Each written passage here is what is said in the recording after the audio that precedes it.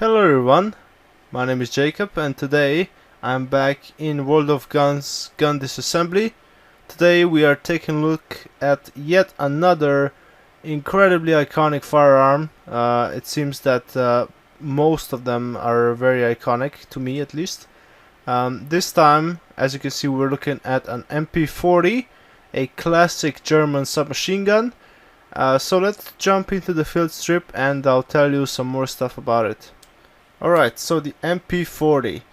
As I said, it is a German developed submachine gun and was the main submachine gun for Germany in World War II.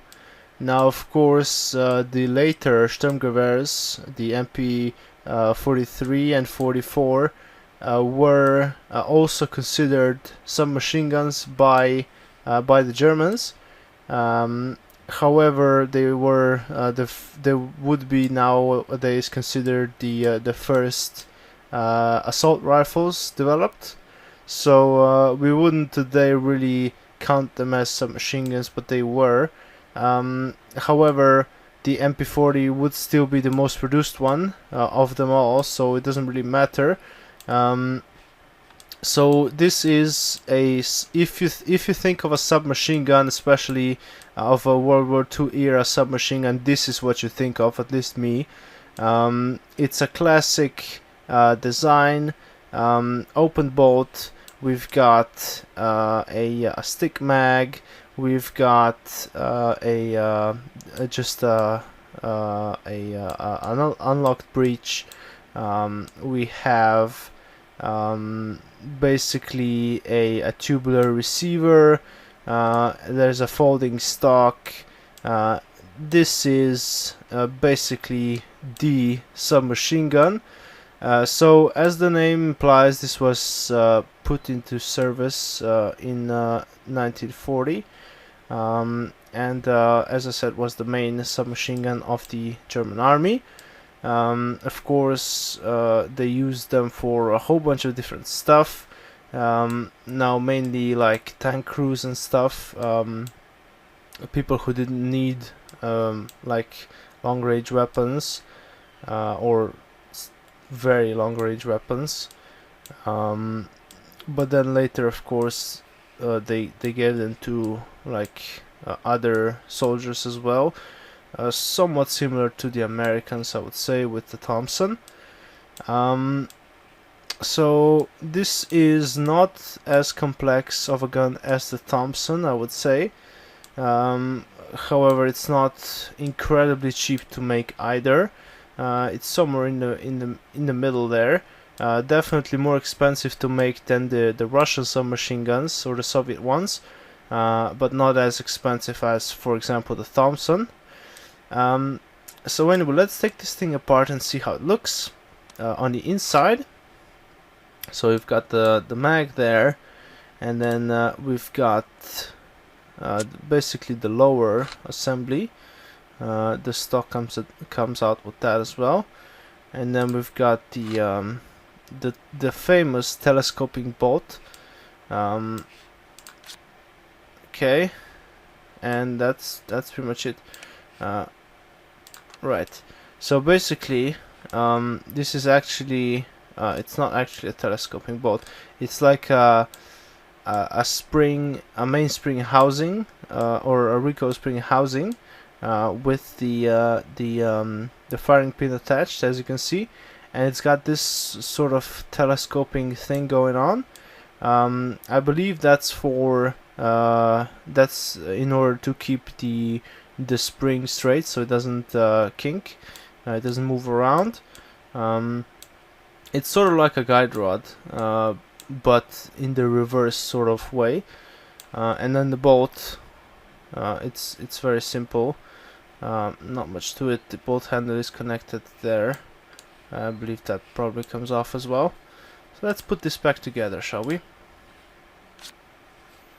Right, so this goes on here. Right, and then the lower.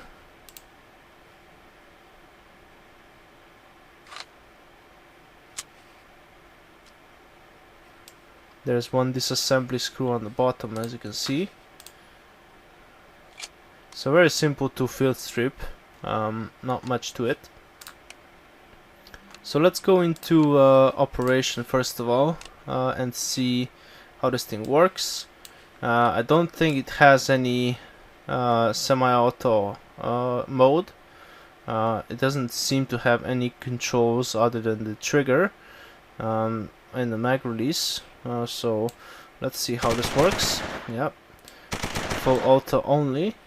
The sights are not terrible actually, especially for a submachine gun. We've got a hooded front sight and a notch rear sight, and it seems that there is different leaves for different distances. So pretty nice sights for a submachine gun. Let's fire some more. So this gun was sort of a simplification of the MP-38. So it has some more like stand parts. As you can see, the lower or actually just the trigger guard and stuff is stamped. Now of course on the later MP-43 and 44 the whole gun would be stamped, so the Germans really experimented with the stamping procedures during the war, because they wanted to have pretty much the cheapest guns, and also they wanted to make as many of them as possible, so they wanted to make them as cheaper to produce as possible, but also it would be much quicker to manufacture them if they were made with stampings, and also like the material cost would be much smaller. All of those things were very important to the Germans during World War II because obviously because of the material shortage and stuff like that, and they needed to equip as many of their soldiers as possible. So that's pretty much the direction they went with.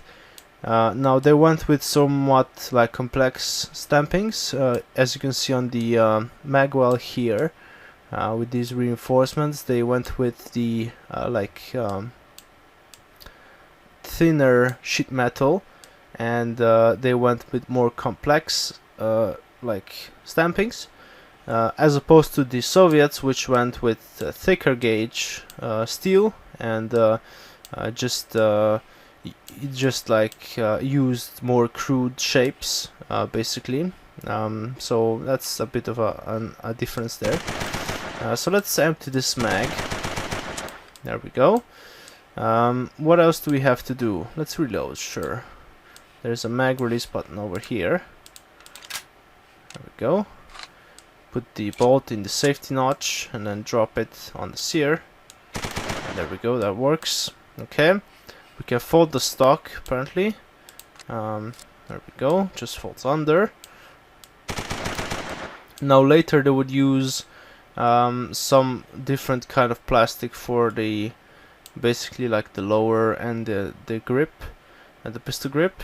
This is sort of brown, and they used some sort of black plastic as well. Those are more iconic looking, but pretty much all the same. Alright, so apparently we can have a suppressor as well, so let's put that on. Alright, threaded muzzle, nice. Oh yeah, now that sounds like a space gun if I ever heard one. I'm not sure if it sounds like that in real life, but with a suppressor, but that's pretty wicked right there. Perfect, okay. Sight, what can we do with the sight? Oh yeah, of course, as I was saying before, you can choose different sights, the different rear sights for different distances. Alright, and we can put on the safety, which is just this safety notch on the in the receiver for the bolt handle, and that makes it pretty safe. What else? X-ray, of course. Let's do X-ray. So here you can see what is... Oh, that's the ejector, I think. That post thing on the bottom there. Looks like one. And we got the firing pin there. Trigger mechanism. It's very simple, as you can see. It's only got a sear because it doesn't have any other mode than full auto, so just needs to drop the sear, pretty much how it works. So basically the trigger sort of drops. Can I?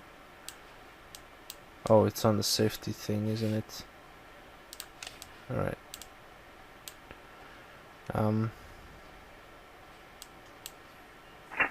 Alright. So the trigger just drops the sear, as you can see. This bar goes forward and it forces the thing to drop. That's how it works. Very interesting.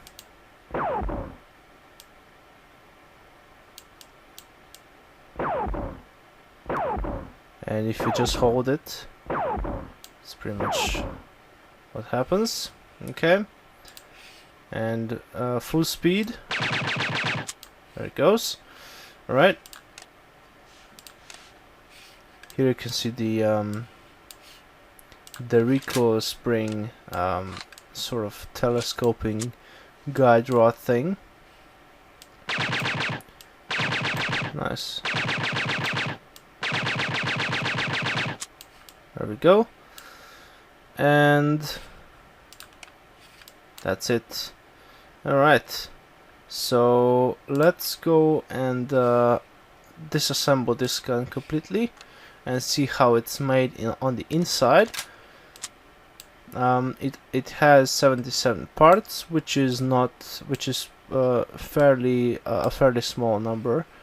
So we'll see if they are laid out nicely. Let's take this mag apart first of all. Okay. Right.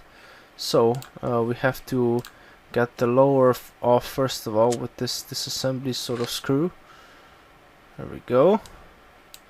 And then we take out the tube with the recoil spring, and we've got our firing pin, and the spring comes out. Oh, that's the actual firing pin spring. Okay, and then the main spring comes out, the recoil spring, I mean. Okay. The bolt should come out as well. There we go. We've got an extractor on the side there. That's pretty much it for the bolt, except for the bolt handle, of course. Comes out. There we go. Okay. What else do we have on the upper? We've got the sight. Okay. And the mag release. There we go. There's an injector on the inside there. Perfect. That's pretty much it for the receiver. The barrel should come out as well. There we go. Just screwed onto the receiver basically. We've got the muzzle nut that just protects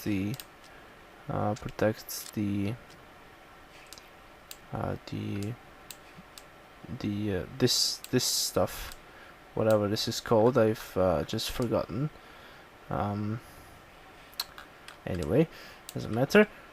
We've got some other stuff here. Safety ring, okay, and then this is basically like a sling attachment, and then the magazine well basically comes off. That is a stamped part, as you can see, and the receiver is just basically a tube, so that makes it easier to produce rather than milling the whole thing out of a solid block of steel.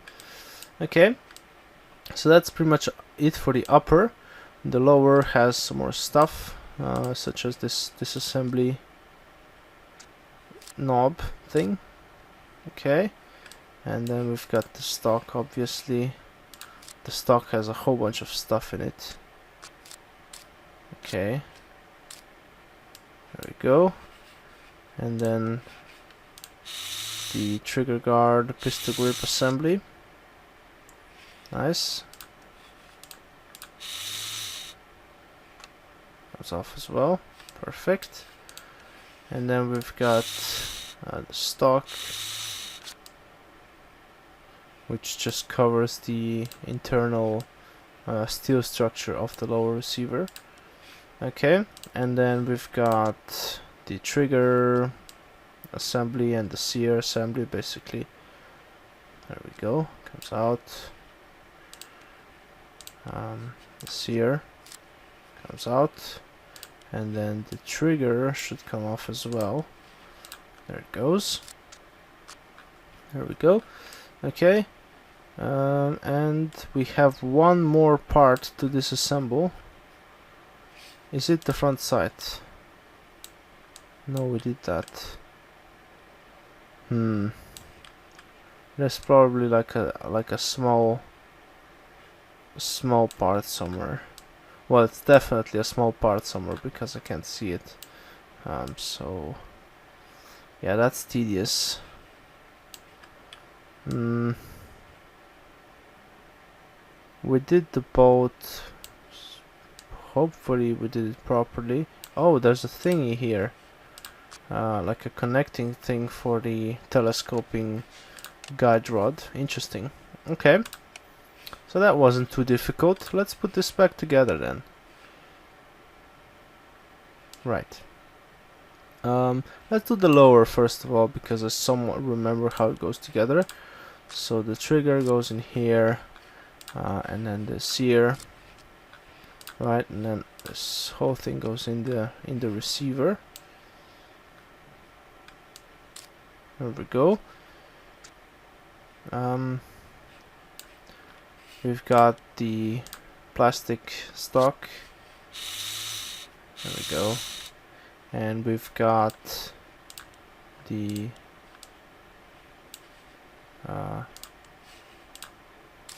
disassembly knob, right? What else is there? Let's see. Okay, so the pistol grip side plates go on first of all, and then the pistol grip assembly goes on. There we go. And then we've got the stock.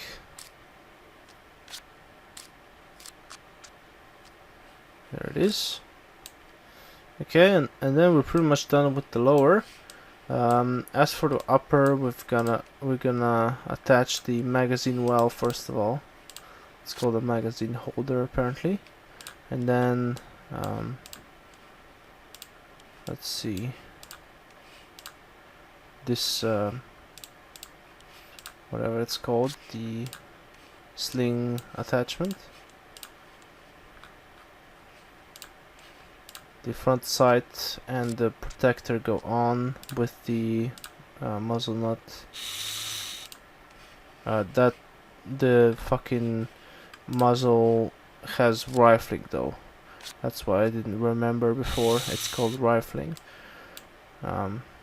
It's not called rifling. What am I talking about?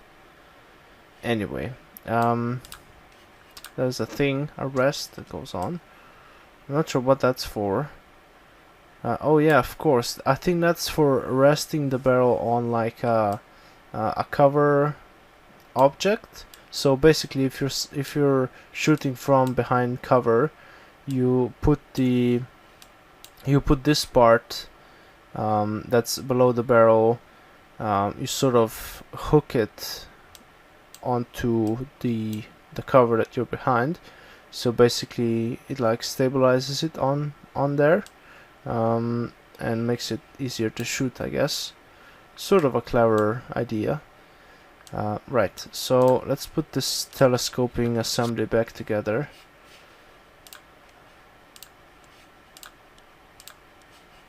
if I can remember how to do it. Should we do the... Let's do the receiver first of all. So we've got the ejector here, and we've got the magazine catch. Okay. And then we've got... Oh yeah, this stuff goes together with the...